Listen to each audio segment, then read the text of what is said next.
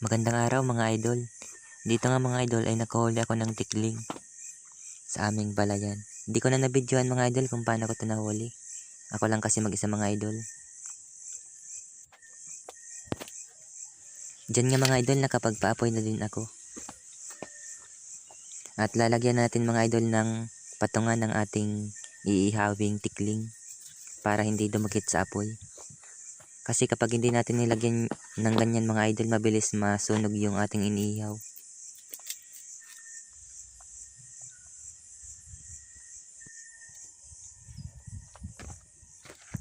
Dito nga mga idol at pinapaitok-itok na natin yung ating tikling na iniihaw para hindi siya masunog.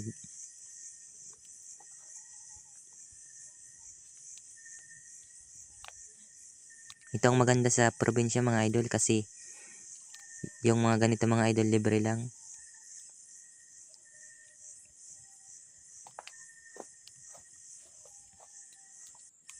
Diyan nga mga idol umalis muna ako para maghugas ng aking kamay.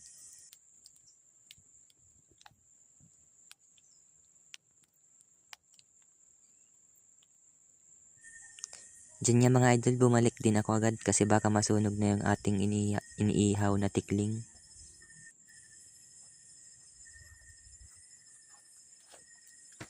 Pagbalik ko nga dyan mga idol, naluto ko agad siya mga idol. Sobrang lakas din kasi mga idol ng apoy. Yan nga pala mga idol yung aso ko mga idol na masipag manghuli ng daga. Kaya hindi masyadong nakakapagpadami yung mga daga sa aming palayan. Dahil sa aso namin. Yun na nga mga idol, pinas forward na natin yung ating video dahil kung kukumpletuhin natin masyadong mahaba. Kasi matagal din kasi talaga maluto mga idol.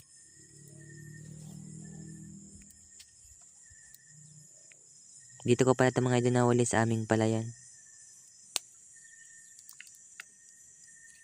Buti na lang natsambahan natin. Kasi matagal din ako mga idol hindi nakakatikim ng inihaw na ganito.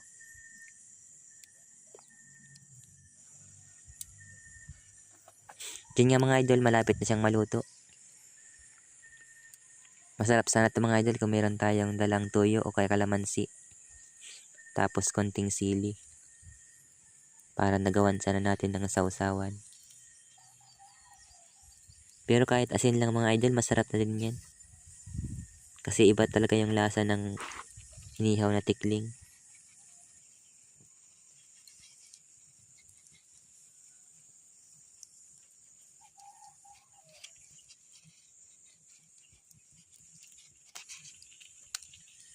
Dito nga mga idol malapit nang maluto ang ating inihaw na tikling. Ang ganda din ng pagkakaihaw natin mga idol.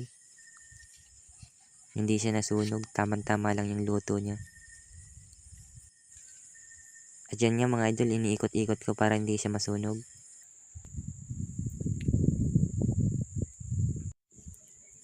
Dito nga mga idol, luto na siya mga idol.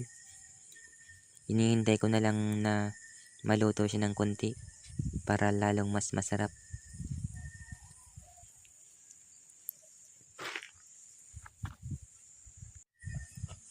At yan nga mga idol, luto na yung ating inihaw na tikling. Kain tayo mga idol.